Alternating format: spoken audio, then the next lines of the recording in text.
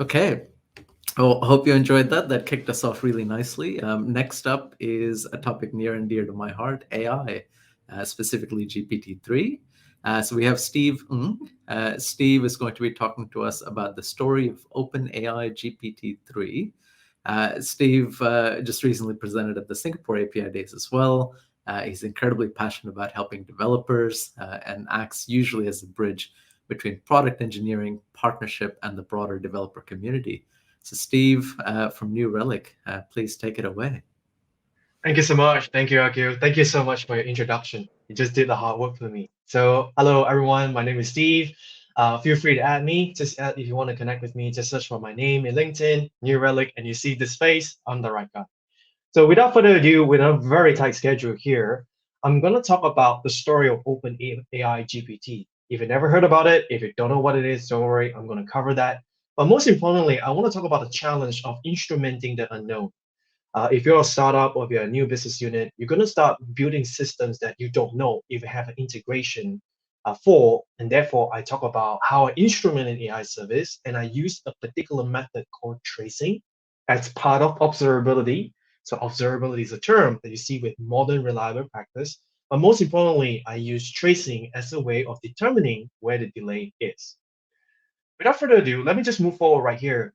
Akil is kind of right.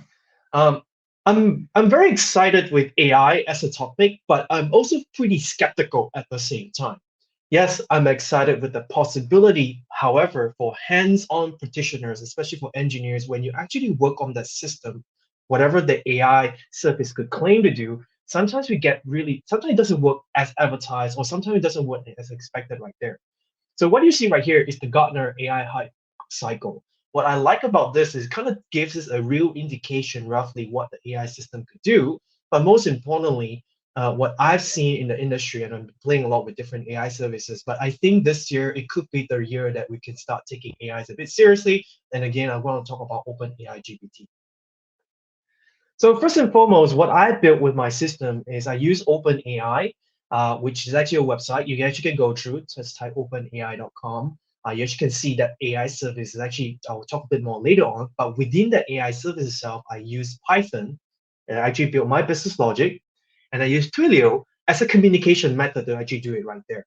But what I did with OpenAI right here with Twilio and Python is I wanted to test the AI. It is smart enough to understand content. Does it understand contextual intention?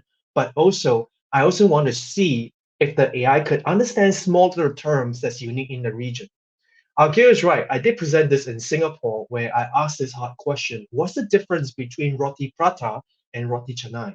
There's actually fluff bread or fluffy bread that you actually can see in quite common in street vendors. But I want to see the AI, is it smart enough to understand the difference around it? And it does. And it actually provide you an argument, an opinion right there. But also, this is the API Days India. I actually asked my fellow team members here in India, saying that, hey, I want to challenge my AI. I want to try it out and asking tough questions. I don't want to ask something that's relatively easy. Now, for me, it's pretty obvious. I'm not native to the country. I have no idea what Sholay. So I actually asked my friend Ganesh, saying that, hey, if I ask this, what do you suggest I ask this AI? And he actually suggested to me, he said that, hey, why not ask this word? Hey, what do you think about Sholay? Is this a good movie to watch? And surprise, surprise, the AI is actually able to provide a recommendation, a suggestion. And what I've did right there is use tracing as a way to see and pinpoint how much time is being spent in order to get that response right there. It's pretty cool. So hence, I think this could be the year that we can start taking AI a bit serious right here. Now, so going back again, what is OpenAI? How do I learn about it? OpenAI, I actually learned it through the gaming platform. Yes, I'm an engineer, I admit, I play games, and the game I'm really referring is Dota, the Defense of the Ancients, the second edition. And what recently back in 2019, the AI engine that beat human players, it's actually OpenAI. They actually even publish a white paper. Actually, what they do is large scale reinforced learning to actually see what's going on right there. So what really caught my attention is because a lot of people in the industry start telling that, hey, it looks like the age of AI is coming and it looks really promising. From Bill Gates saying that this is a significant milestone, But most importantly, the one that really caught my attention is actually the team lead that's playing in Dota against this AI. Now, especially for engineers that you're watching this, if you ever play against AI, you kind of know you can always kind of win. You kind of find different ways to cheat or kind of game the system. But what they actually figure out is OpenAI is able to figure out different way and look at the win rate against top tier players is actually pretty good. And up, if let's say they do lose, they actually learn and reinforce it for the next match right there. So what really, really caught my attention, especially for especially for engineers and practitioners in the call, it's actually GitHub Copilot. If you never heard about GitHub Copilot, it's actually AI pair programming. It's actually owned by Microsoft because GitHub is actually owned by Microsoft. But what you can see is as you start code as a developer, the AI system or GitHub Copilot would actually see and provide you suggestion right there. That one, it's scary, and that's why I really take it really serious and I start playing with the app right there. So within the cell, what is OpenAI? As mentioned, OpenAI is actually founded by Elon Musk, which is the owner of Tesla, and Sam Altman, which is a very popular startup incubator here in San Fran. It's actually focused on AI research and making sure AI benefits all of humanity. One thing I like is they have a really good statement, safe, beneficial, but most importantly, cost efficient. Once a service is being democratized, that's where services get adopted by engineers, and you actually can see a lot of stuff. Probably out of most what I call the most popular offering within OpenAI is actually GPT-3. It stands for natural. It's actually using natural language processing. It's actually up is version 3. And what itself right here is it stands for general purpose transformer up to version 3. That's actually going to talk, they're actually now actually moving towards version 4. And it just released approximately last year. Right now, it's available as public release. You can actually sign up as an account and can get an API key. But what really is astonishing is the amount of machine learning, artificial neural net that this service is actually achieved right there. What's fundamentally unique with this service is available as an API is actually able to learn unlabeled data versus usually tagging or data labeling tedious work that a lot of engineers to do. They actually learn it and actually learn unlabeled data, actually tag itself all the time. Now, that's why GPT is so exciting. But most importantly, I like about GPT because unlike other services that I've seen in the marketplace, they don't overhype it. They give you a really real expectation of what you can expect, and then you can build services on top of that. So how do you get started? Started with OpenAI GPT-3 is actually ridiculously simple. It's just a couple of codes which I can show you within the documentation where you get it.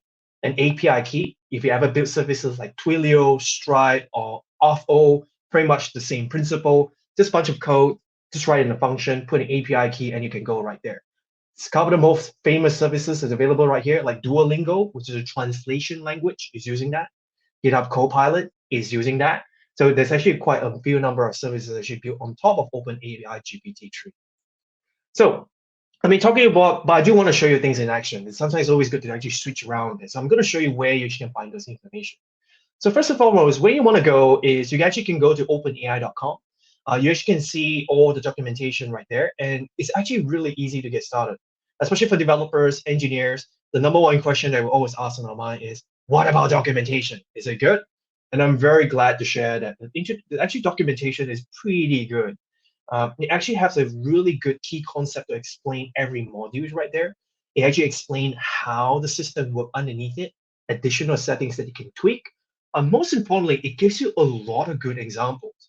The one that I really caught my attention is SQL Translate. If you're really bad at writing SQL statement, there's a service for it that actually can help you translate whatever you want into a SQL statement right there. That itself, just imagine the service that you can build out there. Within OpenAI GPT itself, they actually have what we call a playground. So for example, let me show you one right here. Write a poem about API days. Again, this is live. I have no idea what to expect. We'll figure it out. And you can see this is actually generated on the fly. This is not rehearsed or anything. So they actually go through the AI engine and actually create stuff right there. Again, there's still a lot of stuff that we can create, especially for engineers. If you want to understand everything under the hood, you can attend the technical workshop later on, where it has much more time to cover more on the technicality and underneath around it right there. But the one I want to show you very quickly is right here. You can actually view the code, how to build this. This is awesome. Now I can build it. And the next step is I want to use tracing to actually figure out after I build it, I need to make sure the service is up and running. I want to see this the service call is actually calling to OpenAI GPT. Within itself, again, I won't have time to cover this in depth, but what I'm going to do in the workshop, especially if you're interested, is I'm going to go really, really deep on tracing. Tracing in a nutshell, what we do is we actually look for service requests in a distributed system. What we want to do as engineers is to figure out where the delay is. Tracing is one of four key data telemetry that people use to understand and get more confidence with the system they build. Because as engineers, building a system, putting the production is only step one. You gotta make sure it's up and running because that's also a very important part. And therefore, tracing is one of the key methods that people use in observability. Observability is a term in modern reliable practice where you try to figure out unknown unknowns by using various techniques right there. Again, I'll cover it more in the technical workshop because I don't have a lot of time right here within half an hour. Now within Cell, what you can see within tracing is all the different breakdown right here. You can actually see exactly which part of code, but you can see where is it spending the long time right there. So again, going back again, tracing is actually really good, especially if you're building systems like API-driven systems, like what we see here in API gates. So let me move forward right here. Is as mentioned earlier, what we're doing right here in OpenAI GPT is actually an API-driven service that allows engineers to build much more innovative services based on democratized AI service right there. If you're curious about pricing, you actually can navigate to their public website. It's because they actually how they price is very similar to Twilio, very similar to Stripe, which is actually based per request call that you go through the API right there. So what you see right here is here's an example of the application that I built earlier.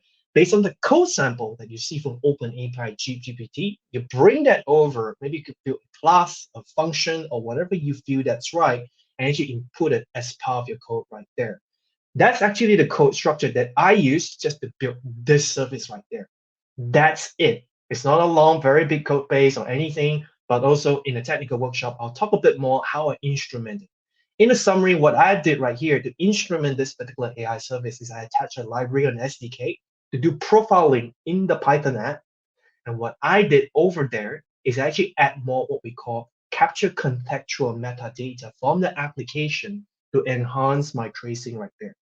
When this is done right, how does it look like? When this is done right, how does it look like? When this is done right, this is how it looks like right there. What you can see, here's an example where I have my application calling out to two different API services. One is Twilio, one is OpenAI GPT-3. Within itself, I can actually pinpoint exactly where the delay is because especially with external API services, it's beyond your control, but you do need to understand the timings around it. And what I did right there is adding context around it by actually enhancing the tracing data that I have with information that really matters to me.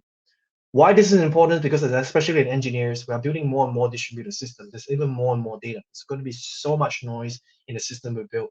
We have to be selective and choose the right thing. And once this is done correctly, as you can see, tracing is actually enhancing with our observation right there. All right, so just to summarize right there, how do I instrument in AI? As mentioned earlier, I find a supported programming language that's available, which is through an SDK and ADR, SDK or library right there. I attach my instrumentation library. Everything that you see from a tracing point of view is done automatically here in New Relic. There's really nothing you need to do. If you want to find out a bit more information, I'll cover a bit more in the technical workshop.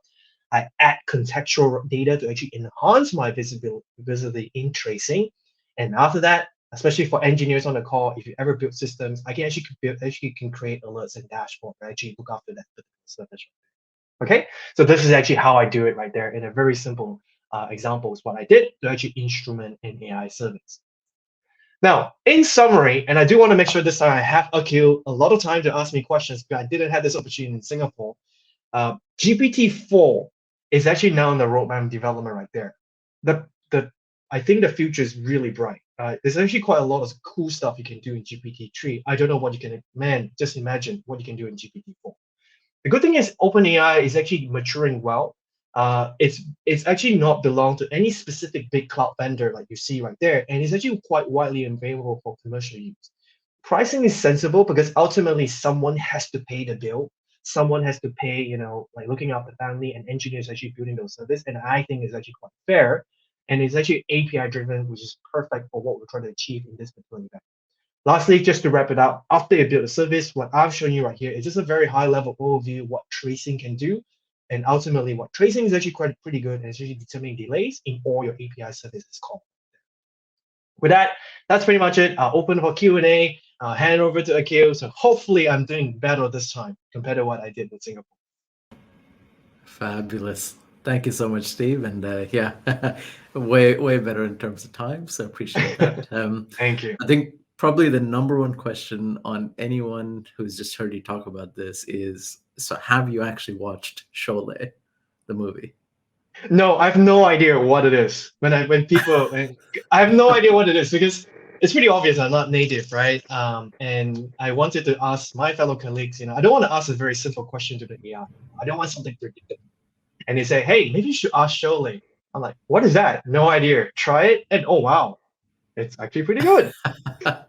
It is a movie. It's one of the kind of classic movies, and almost a rite of passage for pretty much all Indians of a certain age and above, right? So some of the younger people in the crowd probably, hopefully, have seen it, but probably a bit old for them as well. So amazing, cool. Yeah. Hey, so obviously, New Relic is in the observability game. You spoke about things like traceability, so I assume like open tracing, open telemetry, things of that kind. Mm, Over the last, I guess, 2+ years, 3 years, somewhere mm, thereabouts, there's been this idea of AI ops, mm, right? With the idea being there's a class of issues and mm. policies and things that you can basically learn from, right? And out of those learnings, you can then apply and potentially fix it as soon as something happens, right? That's correct. A simple example could be your Kubernetes cluster, the control panel goes down, or some sort of worker node goes down, things of that kind, right? Can you maybe just talk to that, and Yeah, sure, is that sure. where you're seeing the connection with AI and GPT-3 and 4 and certainly New Relic? Like, is that where things are going? Like, how do you see that in the marketplace? Yeah, I think you asked a really good question. I think when AI ops first came out, it kind of promised the world that we're going to solve all the problems. And a lot of people got disappointed, including myself. We're not there yet. I'm sorry if something goes wrong. We cannot pinpoint exactly. The reason is because performance telemetry or data underneath it ultimately is unstructured, unlabeled, and is messy. After several iteration, by several vendors, including us, New Relic, when we first push out AI ops, it fared quite miserable because we couldn't correlate nicely. And I think people also kind of have a very unrealistic expectation on AI. So what we did right now, especially for the past 2 years, is we follow very similar like Netflix, the Netflix model. When you first open up Netflix, it doesn't know what you like to watch. Sholay is a good example. I have no idea. But it actually gives you recommendation, and that's what we start building more recommendation engine within the platform as you Mm. investigate through it. Hey, we suggest you want to look at that. Hey, we did notice something is not right. Ultimately, engineers are skeptical people. We want to feel in control. We want to feel in control and not letting the machine tell us what to do. Yeah. So then, I guess if I can maybe poke at that a little bit more. Mm, So you showed in your demo, you showed, of course, the Roti Prata example. You talked about, how as you're showing kind of tracing logs, or certainly the New Relic window that showed, where the mm, calls are going and so forth. How, I guess if I'm putting myself in context of a large organization, so right, that there's a number of mm, folks here from banks and telcos and government mm. organizations, certainly smaller shops as well. So if you go down that path, like, how, I guess, do you see GPT-3 specifically being quite useful, or is it more that you're saying, hey, you can use techniques like that to bring context into your tracing, into your telemetry type of logs? Like, I'm trying to connect the two things and trying to get a Yeah. sense of, like, and maybe it's in the context of where is New Relic going, or where do you see the industry going, perhaps? Yeah. So it's a multifaceted question. So let me take one thing at a time. Now, let me take the AI part first. Uh, the good news is, I think with what I saw with OpenAI GPT-3, I'm start seeing companies building innovative services on top. One thing that as anyone that build AI service, I always suggest to engineers is you got to be very specific what you're building on. Well, not try to build an artificial human here. That's too hard. But maybe things a bit more practical, like what we see in the real world, right? Recommendation engine, analysis, conversion, that's okay. I think we'll cut on the right time. That's part one.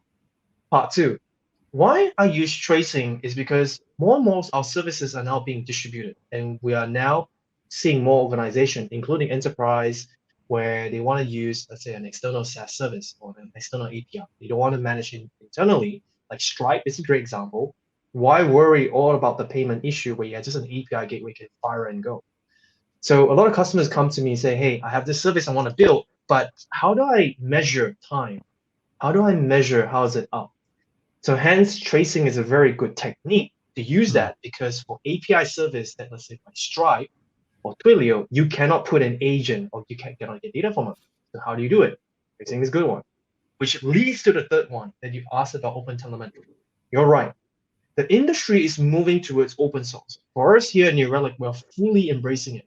We open source our agent, we contribute our secret sauce to the code with open telemetry, and we also believe we want the world to have interoperable data right there. Open telemetry is still relatively new in Asia, but it's growing, especially in digital native in some part of the region of the world. For anyone, if you want to talk about this, just feel free to reach out to me. Yeah, we can talk about, because for us in New Relic, doesn't matter if we want to use New Relic data or you want open telemetry data, we can actually do it. Amazing. And last question. The speaker coming up right behind you is going to be talking about converting monoliths to microservices.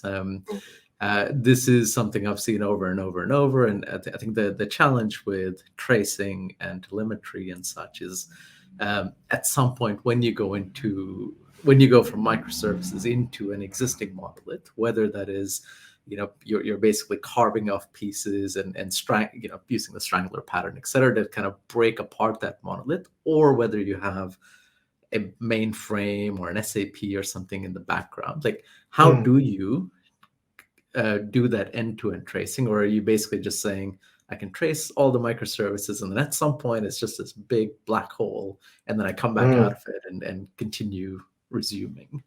Yeah, that's a great question. In a perfect world, I want to see tracing in every services that I go through and traverse, right? But the reality is, unless you're Apple, where you own the whole ecosystem and the logistic underneath it and the whole ecosystem, it's very unlikely. So you're right about one point. Tracing at some stage, you're gonna reach what we call a black hole. Like what you see in our show with tracing Open API GPT is, I can only see the call that's calling into API, but I have no idea what's going on. But that is how it's already good enough, because I just need to know how much time that's being spent. Yeah, amazing.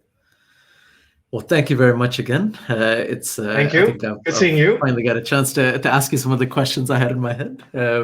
I hope everyone else really enjoyed this conversation as well. I know I certainly did. Steve, thank you very much again. If I may ask you, if you could, I think Jenna from your team has put your LinkedIn details in, so maybe you don't even have to do anything. So if anyone has any questions for Steve or the New Relic team, please certainly go check them out at the partner booth, or certainly reach out to Steve directly. Thank you very much, Steve. Cool. Thank you so much. You have a good one. All right, you too. Bye-bye.